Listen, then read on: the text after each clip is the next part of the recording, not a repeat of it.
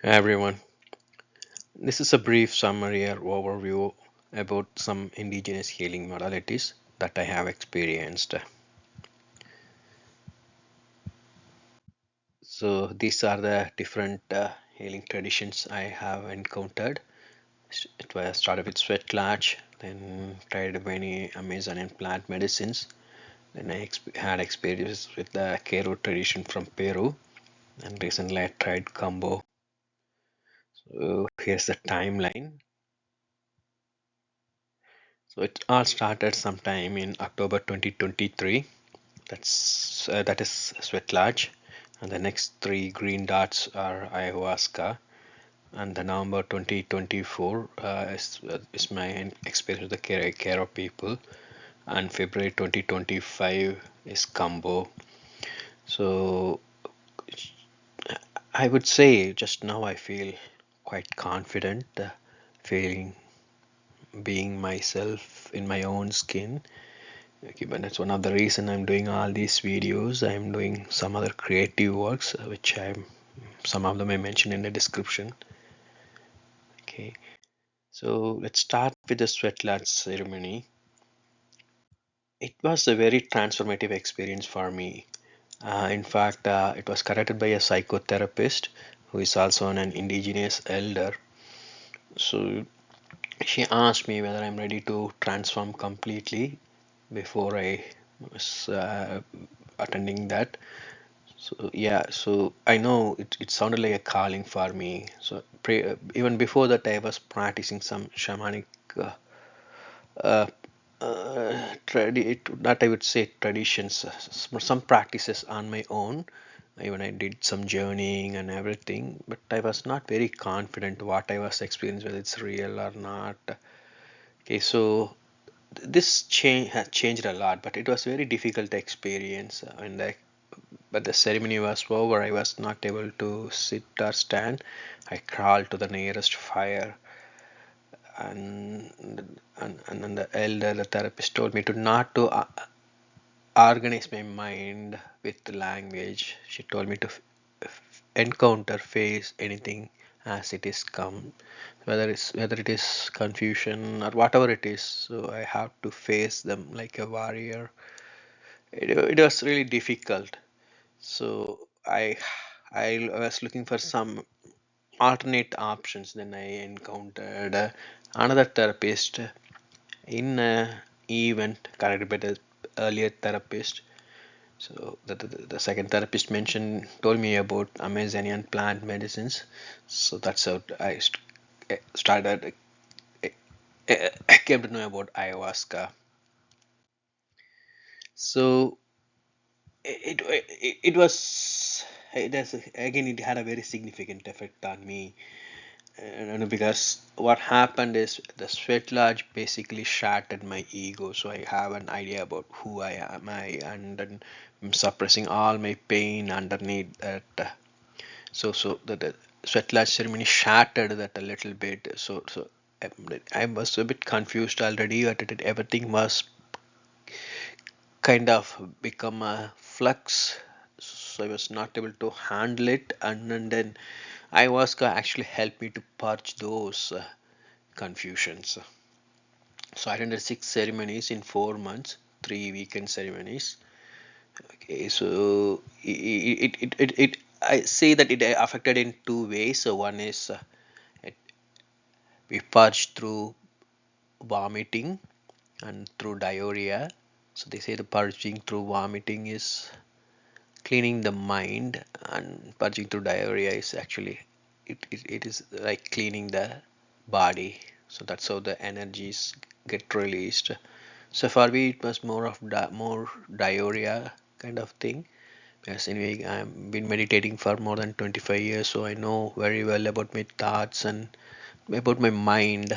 So the emotions were the biggest challenge for me. So and those are deep emotions that were buried deep inside my body, because my issue was prenatal, which happened even before my birth. Okay, so that's the effect ayahuasca had on me. So I was able to trust my intuition. I was able to accept my feminine side, the soft and gentle side. I mean, I was able to express that outside as I'm doing it now. Then also had the opportunity to try other plant medicines like Hape, Rape, Amble, and they all become a part of my daily life for quite recently. So just very recently I stopped them. I take them, but now I take them very rarely or occasionally. So during those peak healing periods, so I have been taking them almost on a daily basis. Then my energy encounter the Kero tradition happened in November last year. Okay, so it, it, it was part of through a training program. I am working with them. Okay, so they during the part of the training program, so they have analyzed our energy remotely. So they told that there is some blockage I have, so I'm not able to process my shadow because of that, and then they help me to get rid of that by guiding me to connect with my spirit, the animal spirit, owl. Okay, so that changed a lot. There was some portion of me which I was not seeing myself, which I didn't want to see myself, became visible to me and was really painful. But it was again very healing, as all this experience actually I was quite matured. So and I know this is going to end quite soon. So even if something peculiar happens, if the experience is really painful, I develop the will to face it. And then finally, combo.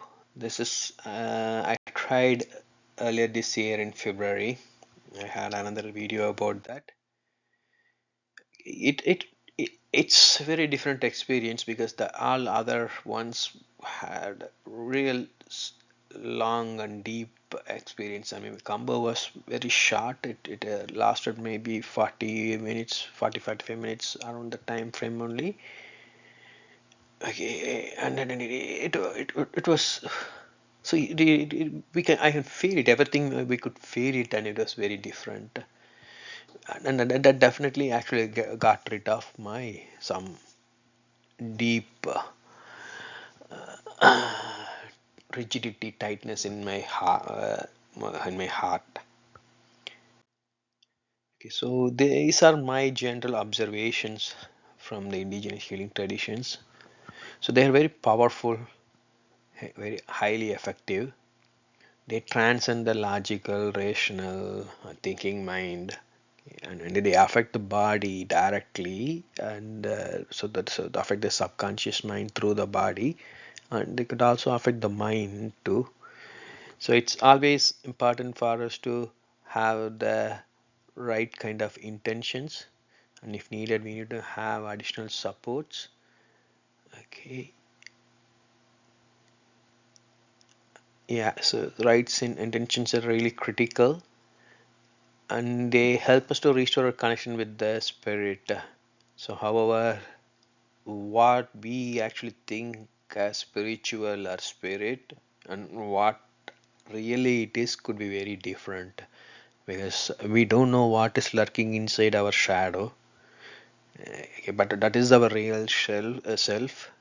Okay, so we have to accept and adapt to that sometime or another. Okay, not if we have to feel whole and feel peace. Okay, so it's a choice that we have to take. Yeah, as I said, additional supports may be needed. And so I had my therapist, I had counselors, I had lots of supporting people available with me. I was able to validate everything, whatever I experience. So, what I noticed from my experience, and I have to say that there are lots of other people who have attended this ceremonies with me. They didn't have the same kind of effect as mine. Okay, so it's really difficult to say why it happened to one person, not to another person, why he happened this way or the other way.